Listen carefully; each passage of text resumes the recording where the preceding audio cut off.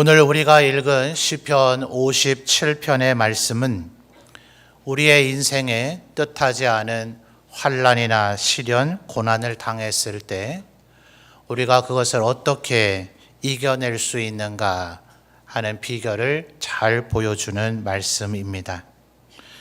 먼저 현재 다윗 왕이 어떠한 형편에 처해 있는지를 우리가 이해를 좀 할 필요가 있는데요. 1절 앞에를 보시면 표제 혹은 제목이라 하는 것이 57편에는 기록이 되어져 있습니다. 보통 아마 여러분 성경책에 파란 글씨로 인쇄가 되어 있을 건데요. 같이 한번 읽어볼까요? 표제 제목입니다. 다윗의 믹담시부터요. 시작.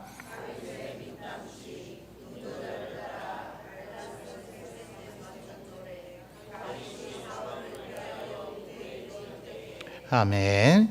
자, 둘째 줄을 보시면 조금 생소한 단어가 나오죠. 인도자를 따라 뭐에 맞춘 노래요? 알다스헷 이렇게 되어 있는데 히브리어예요. 이제 우리말로 직역해서 번역하면 멸하지 마소서라는 의미입니다. 그러니까 이 시의 지금 주제 자체가 하나님 내가 멸망하지 않도록 내가 멸하지 않도록 도와주십시오 하는 그런 내용을 담고 있구나 하는 것을 벌써 알 수가 있겠죠. 그 밑에 줄을 보면 다윗이 사울을 피하여 어디에 있었다고요? 굴에 있던 때에라는 상황도 설명을 해주고 있습니다. 성경을 보면 다윗 왕이 굴에 있을 때는 한 두 군데가 나타납니다. 사무엘상 22장과 24장이 각각 그 내용을 담고 있는데 먼저 사무엘상 22장을 보면 아둘람 굴이라고 하는 곳으로 다윗이 도망가서 거기 숨어서 지냈다 하는 얘기가 나옵니다. 이제 사울 왕이 있었지만 하나님께서 끝내 사울 왕을 버리시고 다윗 왕을 기름 부어서 왕으로 세우셨죠. 처음에는 사울이 그런 일이 있었는지 또 그게 누구인지를 몰랐었습니다. 그러다가 이제 다윗이 바로 하나님께서 새로 세우신 왕이라는 걸 알게 되자 그 뒤에 여러 차례 다윗 왕을 죽이려고 했었죠. 그래서 다윗 왕이 여러 번의 죽을 고비를 넘고서는 끝내 이 아둘람 굴로 도망가게 됩니다. 얼마나 허겁지겁 도망가게 됐는지 먹을 거 하나 휴대하지 못했고 무기도 휴대하지를 못했습니다. 그래서 하나님의 성막 법궤가 있는 곳에 가서 제사장에게 내가 왕의 급한 임무를 띠고 가느라 지금 먹을 것도 챙겨오지 못했다라고 해서 원래는 제사장들만 먹도록 되어 있는 진설병을 받아가고 혹시 이곳에 칼이 없습니까? 라고 얘기했을 때 제사장이 네가 바로 죽였던 그 골리앗의 칼이 여기 보관돼 있고 그 외에는 칼은 없다. 그러니 다윗 왕이 그것보다 더 좋은 게 없습니다 하면서 골리앗의 칼을 받아갔습니다. 하필이면 다윗 왕이 그렇게 진설병을 받아 먹고 또 골리앗의 칼을 받아간 것을 사울의 신하 중에 하나였던 에돔 사람 도액이라고 하는 사람이 목격을 했는데 사울 왕이 벌써부터 이야기하기를 이제부터 다윗은 보는 즉시 죽인다. 다윗을 숨겨주거나 다윗 왕을 받는데도 불구하고 내게 보고하지 않거나 다윗에게 먹을 것을 주거나 뭔가 도움을 주는 자도 죽이겠다고 사울이 이미 얘기했던 바입니다. 그래서 이 에돔 사람 도액은 애초부터 이스라엘 사람이 아니었으니 사울의 신하가 되려면 얼마나 사울에게 충성을 다해야 되겠어요. 그래서 제사장이 진설병도 주고 골리앗의 칼을 주는 걸 제가 봤습니다 라고 보고를 하게 됩니다. 사울 왕이 이제 경노해서 그 제사장의 집안 자체를 어떻게 감히 하나님의 제사장을 죽일 생각을 하겠습니까마는 심지어 제사장뿐만 아니라 제사장의 부인들 그리고 어린 아이들까지도 다 죽이라는 명령을 내렸지만 그 어느 이스라엘 사람이 감히 그런 일을 함부로 할 수가 있겠어요. 이 에돔 사람은 애초부터 야곱의 후손 이스라엘 사람이 아니니 나는 그런 거 상관하지 않는다 하면서 이 도액이 제사장 집안 전체를 몰살시켜 버렸을 때 아들이었던 아비아달 딱 한 사람만 제사장에 오신 에봇을 소유하고 다윗 왕께로 도망와서 이 아둘람 굴에 이르러서 다윗 왕에게 보고하기를 우리의 집안이 전부 다 왕에 의해서 몰살당했습니다 라고 보고했습니다. 다윗 왕은 네 목숨을 찾는 자가 내 목숨도 찾는 자니 나와 함께 거하자라고 했다라는 얘기만 사무엘서에 기록이 되어 있습니다만 여러분 한번 상상을 해보십시오. 다윗 왕이 직접 죽인 건 아닙니다. 그런데 다윗 왕도 살고자 그곳에 가서 빵을 얻어먹고 칼을 얻어왔을 뿐인데 그것 때문에 하나님의 제사장 집안 전체가 무려 85명 어린아이까지 몰살을 당했다 하니 그 얘기를 들으면 죄책감이 들지 않겠습니까? 내가 죽게 만든 건 아니지만 나 때문에 죽었구나 하는 생각이 아마 들었을 겁니다. 그런데 그때 다윗 왕 주위로 다윗이 이제 사울의 미움을 받아서 도망다니는 신세가 됐다라고 하자 사울 왕에게는 인정받지 못했던, 그래서 성경은 불량한 자들이다 주로 이렇게 표현을 합니다. 그런 사람들이 하나 둘씩 모여들기 시작해서 다윗 왕 가까이에 무려 600명이란 사람이 모여들었습니다. 어떤 사람들이라고요? 불량한 사람들이에요. 애초부터 선량하고 정직한 바른 시민 같은 그런 사람들이 아닙니다. 그래서 나중에 아말렉 족속에 의해서 자기들의 가정들이 피해를 당할 때 이 600명이 다윗 왕을 쳐 죽이려고 한 적이 있었습니다. 물론 그때 다윗 왕이 그 위기를 이겨내고 이들을 용서하고 끝까지 포용하자 먼 훗날에는 압살롬의 반란이 일어났을 때 끝까지 다윗 왕을 지킨 사람이 되긴 합니다만 이때는 전부 다 말하자면 준범죄자들이고 아마 범죄 경력도 있었던 정말 사회 부적응자들인 그런 사람들이 모여든 겁니다. 그러니 한번 생각을 해보십시오. 본인의 목숨도 언제 사울 왕에게 목숨을 잃을지 알지 못합니다. 자기 때문에 제사장 집안이 아예 몰살을 당했다고 합니다. 자기 주위에 모여든 사람이 있으니 참 고맙기는 하나 그들 모두 다가 선량하고 지혜롭고 똑똑한 사람들이 아니라 거칠기 그지없는 마치 깡패나 건달과 같은 그런 사람들만 600명이나 모였습니다. 든든할까요?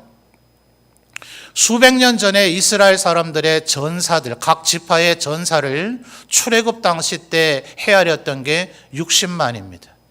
지금 그로부터 수백 년의 세월이 흘렀으니까 이스라엘 인구는 훨씬 더 늘어나지 않겠어요? 400여 년 전에 60만이라고만 해도 600명이라고 해봐야 0.1%밖에 되지 않습니다. 사울 왕이 60만 대군을 몰아오면 이 600명이 과연 무슨 도움이 되겠어요? 그런데 사람의 입이 무섭다 하는 표현 아십니까? 이 600명이 와준 것은 고맙긴 하고 그들의 한편으로는 의지처가 되긴 하겠지만 이 600명을 매일같이 먹여 살려야 됩니다. 어디서 양식을 구할 거예요? 농사를 지을 수가 있습니까? 장사를 할 수가 있습니까? 거래를 할 수가 있습니까?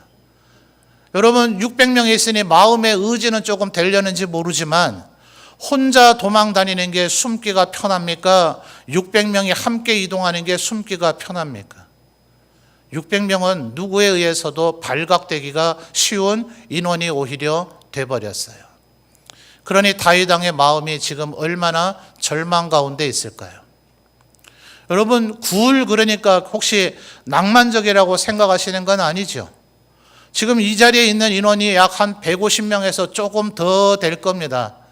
한번 생각을 해보십시오. 이 자리에 있는 앞뒤좌우 한번 둘러보세요. 여기 계신 분들의 약 4배가량이 지금 동굴 안에서 매일같이 살아야 됩니다. 이런 밝은 조명이 있습니까? 이런 에어컨이 작동이 되나요? 아마 제가 전 세계 모든 동굴을 가본 건 아니지만 동굴이라고 하는 지형 자체가 습기가 굉장히 많을 수밖에 없을 겁니다. 동굴이 만들어질 정도였으니 바닥이 평평하지도 않았을 거예요. 먹는 건 그렇다 칩시다. 화장실은 어디로 쓸 거예요? 환기가 제대로 되긴 하겠습니까? 아마 한두 명이라도 떠들어대기 시작하면 온 동굴이 울려서 도무지 사람이 살아갈 수가 없는 형편일 겁니다. 여러분, 지금도 우리 예배당의 조명이 굉장히 밝잖아요. 장사하는 분들은 어떻게 하면 돈을 더 잘 벌까를 많이 연구하지 않습니까? 그래서 편의점, 백화점 같은 데는 조명을 무조건 밝게 한답니다. 조명이 밝아야 사람의 마음이 밝아지고 뭔가 긍정적이고 생산적인 생각을 하게 되고 더 나아가서는 소비하고자 하는 마음도 훨씬 더 생긴다 그래요. 만약 어두운 데서 계속 암흑 속에서 지나게 된다면 멀쩡하던 사람도 마음이 힘들어지고 우울해지고 살 의욕이 사라지고 차라리 죽어버리고 싶다, 아마 이런 생각이 들려는지 모릅니다. 자, 1절 앞에 제목 뭐라고요? 다윗이 사울을 피하여 어디에 있었다고요? 굴에 있을 때에. 한번 곰곰이 생각을 해보시면 지금 다윗 왕의 처지가 결코 쉽고 만만하지 않다 하는 생각을 하실 수가 있을 겁니다. 2장 지나서 사무엘상 24장을 보면 이제는 유대 광야인 엔게디라고 하는 곳에 동굴이 있어서 거기에 다윗 왕과 이 600명이 또다시 피신해 있었는데, 다윗 왕이 나타났다는 얘기를 듣자 이제는 사울 왕이 무려 3,000명을 끌고 다윗 왕을 붙잡으려고 옵니다. 이것저것을 수색하는 가운데 우연의 일치인지 다윗 왕이 숨어 있는 그 동굴 앞까지 사울 왕의 군대가 다가왔습니다. 그리고 사울 왕은 급기야 그 동굴 안쪽으로 들어오기 시작했어요. 성경은 사울 왕이 뭐 때문에 동굴을 들어왔는가? 발을 가리러 들어왔다, 이렇게 다소 관용적으로 표현을 합니다. 이 말의 의미가 뭔가? 관용적으로 볼 때 이것은 화장실을 갔다는 의미일 수도 있고 잠을 잤다는 의미일 수도 있습니다. 어느 쪽이든 간에 지금 동굴 밖에는 3,000명 대군의 무기를 다 가지고 있으니 또 그들이 입을 다 다물고야 있겠습니까? 3,000명이 아마 사울 왕이 동굴 안으로 들어왔다면 그날 밤 거기서 묵는다는 얘기일 것인데, 밖에서 음식 해먹고 텐트 치고 하는 3,000명의 소리가 와글와글 들립니다. 저 멀리 불빛 속에 보니까 익숙한 그림자가 보이는데 사울 왕이 동굴 안으로 들어오고 있습니다. 그 안쪽에 있는 다윗 왕과 600명의 마음이 지금 어떠했을까요? 한 명이라도 얘기를 해서 그 안에 사람이 있다는 것이 인기척이 느껴지면 사울은 아마 3,000명을 그 안으로 몰아 넣었을 것이고, 그러면 다윗 왕의 600명과 다윗 왕은 대부분 몰살당했을지 모릅니다. 그러니 22장과 24장의 상황은 약간 다르긴 하지만 어느 동굴이든 별 차이 없죠. 아마 절박한, 정말 살 의미가 없는, 너무나 힘들고 고단한, 우리 성도님들 가운데 혹시 힘들고 어려운 상황에 직면한 분들이 계십니까? 아마 곰곰이 따져보면 지금 다윗 왕이 처한 상황보다 더 힘든 분은 그렇게 많지는 않으실 것 같아요. 다윗 왕이 지금 자신이 처한 형편을 어떻게 느끼고 있는가? 자, 1절 말씀 우리 성도님들이 한번 읽어보실까요? 1절입니다. 읽어주세요. 시작.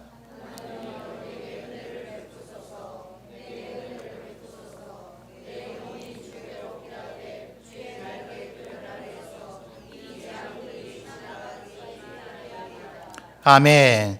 자, 중반절을 보면 내 영혼이 주께로 피하되 주의 날개 그늘 아래에서 뭐가요? 이 재앙들이 지나기까지 피하리이다. 지금 다윗은 인간의 실체인 영혼에 주목하고 있습니다. 우리 인간은 영혼과 육체로 이루어져 있지만 이 육체의 원재료는 사실 흙이었죠. 그러니 우리는 이 세상에 이 생의 삶을 끝내면 우리의 육체는 흙으로 돌아갈 겁니다. 그리고 주님께서 다시 오시는 그날 우리를 부활시켜 주실 때 지금 입고 있는 이 흙을 원재료로 한 육체와는 비교할 수도 없는 더 좋은 육체를 입게 될 것입니다. 그러니 이 세상 살아가는 동안 혹여 사고를 당해서 사지 일부가 손실을 당해서 장애를 입게 됐다 할지라도, 우리의 몸이 좀 상하고 낡아졌다 할지라도 전혀 걱정할 필요가 없는 것은 부활의 그날 우리의 몸은 더 강하고 더 비교할 수 없는 더 좋은 육체로 다시 일어서게 될 것입니다. 그래서 우리가 예배 시간마다 고백하는 사도들의 신앙을 고백하는 사도신경 끝자락에도 몸이 다시 사는 것과 라는 것을 고백하고 있지 않습니까?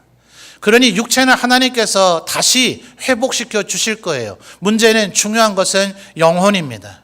그런데 지금 1절을 보니 다윗 왕의 영혼이 얼마나 낙심하고 낭망하게 되었으면 하나님이 이 재앙들이 지나기까지 주의 날개 그늘 아래 내가 피할 수 있게 해 주십시오 라는 그 마음을 담아서 1절 상반절에 뭐라고 기도하고 있습니까? 내게 은혜를 베푸소서. 표제의 제목을 보면 인도자를 따라 알다스에 멸하지 마소서, 주님 내가 멸망당하지 않도록 나를 도와주소서 하는 노래란 말이죠. 노래. 원래 이것은 노래였습니다. 그러나 안타깝게도 지금 악보는 전해지지 않아서 노래의 가사만 전해지고 있는 것인데 우리는 오늘 예배 가운데도 세 곡의 찬송을 우리는 불렀습니다. 신학자들이, 믿음의 선진들이 뭐라고 얘기합니까? 찬송은 곡조가 있는 기도다. 여러분, 때로 기회가 되면 우리가 너무나 익숙하게 부르는 찬송을 차라리 그냥 가사를 한번 낭독을 해보십시오. 너무나 익숙해서 매너리즘에 아무 감동 없이 부르던 그 찬송이 그 가사를 낭독하듯이 읽으면 그 작사를 만들었던 사람들의 신앙의 고백이 얼마나 대단했던가 하는 것이 우리의 마음속에 새롭게 느껴지게 될 것입니다. 그러니 지금 다윗이 하고 있는 이것은 1절에서부터 11절까지 이 자체가 하나의 노래이며 기도인 것이에요. 하나님께 지금 뭐라고 기도하고 있다고요? 이 절박한 상황, 동굴에 처해 있고 제사장도 막 죽이는 그 사울왕이 내 목숨을 찾고 있고 600명이라고 의지를 해야 될지 말아야 될지 사람들이 모여와서 모든 어깨의 짐만 더 무거워진 이 절박한 상황 가운데 이 문제를 해결할 수 있는 것은 오직 기도밖에 없더라. 여러분, 하나님께서 다윗을 뭐 때문에 지금 이렇게 고난 가운데 들게 됐습니까? 내가 너를 기름 부어 세웠으니 너는 이스라엘의 왕이 될 것이다. 여러분, 왕이 되고 나면 그 다음에 그냥 모든 게 다 내 마음대로 다 됩니까? 정말 모든 신하들이 죽어도 다윗 왕에게 충성만 합니까? 자기들의 형편이 힘들든 좋든 간에 무조건 세금을 왕에게 잘 갖다 바칩니까? 주위에 있는 모든 나라들이 어찌하든지 이스라엘을 우리가 섬겨야지 하면서 조공이라도 바쳐줍니까? 절대로 침략하지 않습니까? 그렇지 않죠. 나라가 흉년이 되면 그것도 왕의 탓인 것 같고, 전쟁이 일어나면 그것도 왕의 탓인 것 같고, 무역이 잘 안 돼서 이스라엘 백성이 굶주림에 노출되면 그것도 다 내 탓인 것 같고, 어떻게 해결할 거예요? 600명이 아니라 60만 명이 넘는 이스라엘의 왕이 되고 나면 그 많은 백성들의 삶을 어떻게 책임질 거예요? 여러분의 가족들은 몇 분입니까? 10명 넘습니까? 아마 요즘의 가족들은 다 분명히 아마 10명 이하일 겁니다. 가장된 아버님들, 또 요즘은 어머니들도 함께 가정의 생계를 나눠서 책임지고 있으니 아버님, 어머님들 어떻습니까? 10명도 안 되는 그들의 매일, 내일은 또 어떻게 먹고 살지? 내년은 또 어떻게 먹고 살지? 내 마음에 계획한 대로, 원한 대로, 뜻한 대로 잘 되지 않는 왜 삶의 변수는 이다지도 많은가? 모두 다 나를 죽이려고 하는 것처럼 왜 내 앞길을 가로막는 일들만 왜 일이 많이 일어나는가 하는 생각이 들 때가 있지는 않습니까? 하나님께서 다윗을 기름 부어서 이스라엘의 왕으로 세우셨으니 이제 너는 아무것도 안 해도 돼. 가만 앉아 있어도 돼. 너는 그냥 숨만 쉬고 있으면 돼. 그러면 내가 모든 것을 다 해결해 줄 거야가 아니죠. 왕으로 기름 부어 세웠으면 네가 이제 왕 노릇을 해야 된다. 세상에서도 이렇게 격언으로 얘기하지 않습니까? 왕이 되고자 하는 자, 왕관의 무게를 견뎌라. 왕이 되고자 하면 이제 이스라엘 민족 전체를 책임져야 합니다. 다윗 왕은 그가 고백하는 대로 나는 8형제 중에 막내라. 아버지 부모님조차도 나를 아무 기대도 안 했어. 내 부모는 나를 버렸으나 여호와는 나를 영접하시리이다. 고백했던 다윗이 아닙니까? 목자여서 뭘 배우기는 했나요? 무슨 기술이나 학식이 있습니까? 그가 앞으로 이스라엘 왕이 정말 되면 사울 왕이 죽고 나서 정말 왕 위에 오르면 모든 일이 알아서 되냐고요. 그가 모든 것을 결정하고 신하들을 제때 제 위치에 세우고 그들을 감시 감독하고 독려해서 나라 전체를 이끌어가고 모두 다 행복하게 살도록 온 국민의 삶을 책임져야 되는데 다윗에게 지금 하나님이 테스트하시는 거죠. 일단 600명부터 한번 먹여 살려보지 그래. 이것이 앞으로 네가 짊어져야 될 무게다 하는 거예요. 여러분, 하나님은 우리를 복 주시기를 원하십니다. 그래서 나 대신 죽기까지 십자가에서 우리를 구원하셨습니다. 주님은 우리에게 일방적으로 너에게 복 주겠다고 약속하셨습니다. 그래서 이제 나만 의지하라. 내 말씀을 묵상하고 이것에 순종하라. 나를 믿고 따르라 라고 주님은 우리에게 지금도 요구하고 계십니다. 주님 앞에 꿇어 엎드리십시오.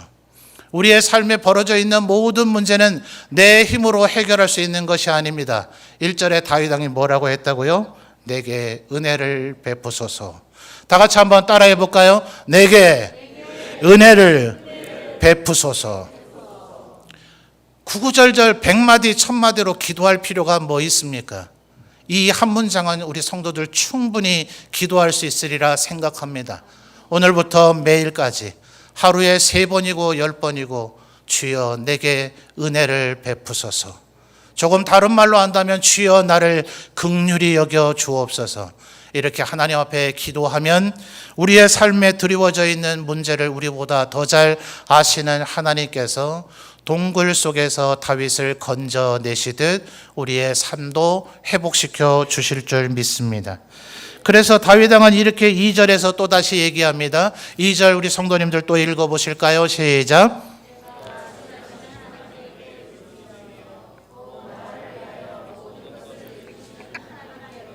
아멘. 내가 지존하신 하나님께 뭐 한다고요?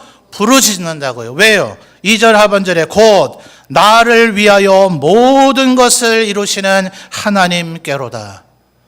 다윗 왕을 위해서뿐만 아니라 우리 성도들을 위해서도 모든 것을 이루어 주시는 하나님이신 줄 믿습니다. 그러니 하나님 앞에 부르짖어 기도하십시오. 내게 은혜를 베푸소서라고 기도하십시오. 여러분이 서 있는 곳이 동굴일지라도, 나 때문에 제사장 집안이 몰살당했다고 한다 할지라도, 나를 믿는다고 나와 친하게 지내자고 온 600명이 과연 신뢰할 만한 사람들이 맞는가 의심스러운 사람들에게 뒤돌려 쌓여져 있다 할지라도, 온 세상에 나를 죽이고자 하는 자들만 있는 것 같아 보인다 할지라도 여호와 하나님만 의지하면 끝내 왕 위에 오르게 되어질 줄 믿습니다. 그래서 여러분 4절 말씀을 보십시오. 다윗 왕의 형편이 절대로 만만한 것이 아니었어요. 4절 다시 한번 이어서 읽어볼까요? 시작.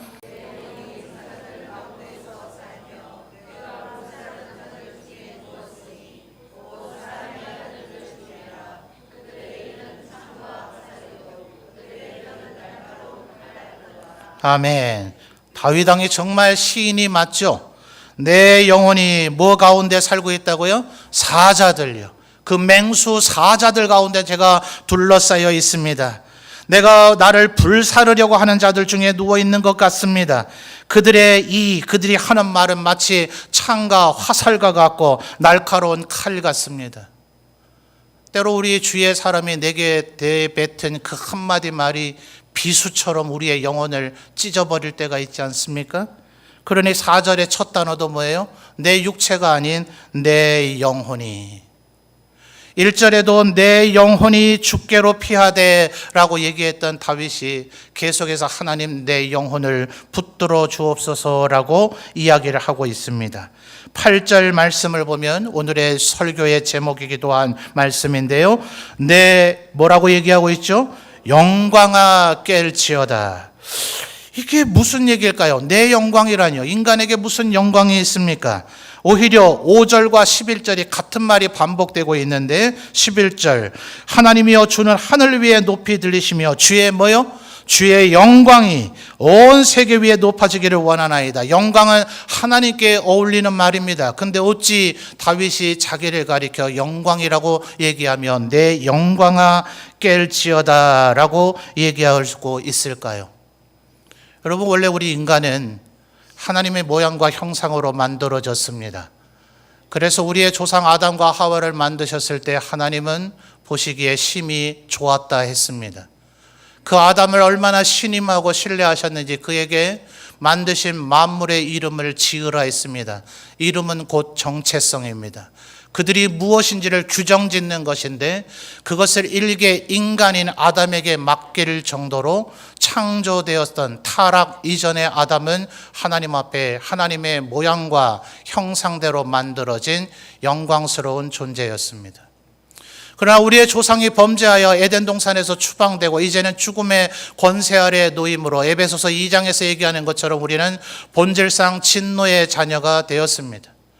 더군다나 우리의 삶에 이런 고난과 시련이 다가오고 동굴 속에 있는 것과 같이 낙심하고 낙담하는 일이 벌어지면 모든 사람들이 사자와 같이 나를 죽이려는 듯하고 나에게 날아오는 모든 것들이 칼과 화살과 창과 같이 되어지면 우리의 마음은 낙심해서 나락으로 떨어지게 됩니다. 다윗 왕은 겨우 하나님 내 영혼을 회복시켜 주십시오. 이 고난 가운데 면하게 해 주십시오. 이 문제만 해결시켜 주십시오의 정도가 아니라 하나님께서 애초에 만드셨던 그 영광스러운 우리의 조상의 형체, 언젠가 주님이 다시 오시는 그날 우리 모두가 이루게 될 호련히 그리스도의 영광스러운 형체와 같이 변화될 그 영광을 다윗 왕은 벌써 바라보며 내 영광아 깰지어다 라고 자기 자신을 독려하고 있는 겁니다. 겨우 고난과 시련이 면제되는 그런 정도가 아니라 감히 인간이 꿈을 꿀 수 없는 그 하나님의 영광을 꿈꾸는 자, 그래서 다윗은 내가 네 후손에게 아브라함에게 약속하시기를 네가 바라보는 모든 땅을 도와 네 후손에게 주리라 하셨는데 그 경계는 요단강에서부터 지중해까지요, 북방은 유브라데 강에서부터 애굽 적경까지라. 다윗 왕 때 이 하나님이 축복하고 보장하신 거의 모든 영토가 다윗 왕 아래 복속되어집니다. 그 모든 주의 나라가 다시는 이스라엘을 침공하지 아니하고 이스라엘, 하나님을 이긴 자의 나라 이스라엘에게 복종하며 조공을 바칩니다. 겨우 주위에 가나안 7족속이나 둘러싸고 있는 모압, 암몬, 에돔, 아람이 침략하지 않는 나라가 되게 해주십시오. 내가 그저 좋은 왕이 되게 해주십시오가 아니라 다윗 왕이 꿈꾸는 것은 이 동굴에서 겨우 벗어나는 것이 아니라 하나님 앞에 크게 영광 돌리는 내가 되게 하옵소서. 내 영광아 깰지어다. 하나님이 내게 기대하시는 것은 겨우 살아남는 정도가 아니다. 그러니 8절에 뭐라 얘기합니까? 내 영광아 깰지어다. 비파야 수구마 깰지어다. 내가 새벽을 뭐 한다고요? 깨우리로다. 여러분, 새벽이 나를 깨웁니까? 내가 새벽을 깨웁니까? 새벽이 나를 깨우죠. 우리 인간은 너무나 피곤해서 눈을 감고 자고 있다 할지라도 우리의 육체의 본성이 해가 떠올랐음을 눈을 감고 깊이 잠들어 있어도 느낍니다. 너무나 피곤하거나 육체가 질병 가운데 있거나 아니야 나는 더 자야 돼, 나는 잘 거야 라는 강력한 의지에 쌓여 있지 않은 한 인간은 해가 올라오고 있음을 느끼게 되어져 있습니다. 그러니 새벽이 우리를 깨우죠. 또 때로는 수탉이나 새들이 울어대면 만물이 다 깨어날 때가 되었구나 라고 깨게 됩니다. 그런데 다윗 왕은 그것을 기대하지 않을 것이다. 나는 지금 동굴 안에 있다. 사망의 그늘 아래 위협 아래에 있다. 나를 둘러싸고 있는 이들도 과연 내 도움이 될는지 알지 못한다. 나는 마치 깊은 흑암과 암흑과 어둠 속에 있는 것과 같다. 이것이 저절로 해결되기를 나는 기다리고 있지 않을 것이다. 내가 새벽을 깨울 것이다 라고 지금 선포하고 있는 거예요. 그런데 그걸 자기가 하는 겁니까? 그렇지 않죠. 다윗 왕은 그것이 아니라는 걸 알고 있어요. 자기가 정말 새벽을 깨우려고 하는 것이라면 1절에서 하나님 내게 은혜를 베푸소서, 2절에서 부르짖어 얘기하지 않았을 겁니다. 3절에서 그래서 다윗은 이렇게 얘기합니다. 그가 하늘에서 보내사 나를 삼키려는 자의 비방에서 나를 구원하실지라. 그 다음 하반절을 주목해 보실까요? 하나님이 그의 뭘 보내십니까? 인자와 진리를 보내시리로다 라고 기대하고 있는 다윗 왕이 10절에서 이 인자와 진리를 또다시 얘기합니다. 10절 우리 성도님들 마지막으로 한번 읽어볼까요? 시작.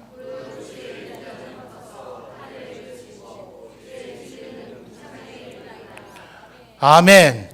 하나님 앞에 내게 은혜를 베푸소서. 하나님 앞에 부르짖어 기도하면 하늘에서부터 내려오는 하나님의 인자와 진리가 겨우 내 안에 내 몸만 감싸는 정도가 아니라 10절에 어떻게 했다고요? 하늘에 미치고 주의 진리는 궁창에 이르도록 온 세상에 충만하게 될 것이다. 그러하기에 11절에 하나님은 다윗은 하나님에게 이렇게 찬양으로 영광 돌립니다. 하나님이여 주는 하늘 위에 높이 들리시며 주의 영광이 온 세계 위에 높아지기를 원하나이다. 그러니 다윗이 내가 새벽을 깨우리로다 하는 것은 내가 문제를 해결하겠다는 것이 아니라 하나님 앞에 기도하는 것이, 하나님을 의지하는 것이, 그리고 이 힘들고 어려운 가운데서 오히려 찬송한 것이, 여러분 기억하십시오. 지금 8절에 내 영광아 깰지어다 비파야 수구마 깰지어다, 바로 여기에서 우리 관현악단의 이름이 나오지 않았습니까? 비파야 수금. 다윗 왕은 지금 왕궁에 간 후에 이스라엘 12지파가 자기에게 충성을 맹세한 후에 하나님의 성막 옆에서 찬양을 했던 것이 아닙니다. 죽음의 그늘 아래 동굴의 어둠 침침한 그곳에서 불량자들이 가득한 의지할 가능성이 별로 없어 보이는 그들 가운데서 좌절과 절망 속에 하나님 앞에 기도하고 찬송했더라 하는 것입니다. 믿음 있는 자의 진정한 찬송이 바로 이것인 줄 믿습니다. 사랑하는 성도 여러분, 삶에 고난과 힘듦과 어려움이 있다면 그때 더욱 찬송하십시오. 찬송할 수 없으면 기도하십시오. 기도할 수 없으면 내 영혼아 깰지어다, 내 영광아 깰지어다, 내가 새벽을 깨우리로다 스스로에게 선포하십시오. 다윗은 자신 스스로 자신의 영혼을 독려하기 위해서 시편 여러 곳에서 내 영혼아 송축하라, 내 영혼아 깨어라, 내 영혼아 여호와를 앙망하여라, 끊임없이 스스로를 독려하고 있습니다. 바로 이 하나님만 온전히 의지하고 하나님 앞에 기도함이 우리를 그 어떤 환난과 시련 가운데서 건져내고 끝내 다윗 왕과 같이 왕이 되는 승리를 우리에게 가져다 줄 믿습니다. 새벽을 깨우시고 승리하시는 우리 모든 성도들이 되시기를 바랍니다.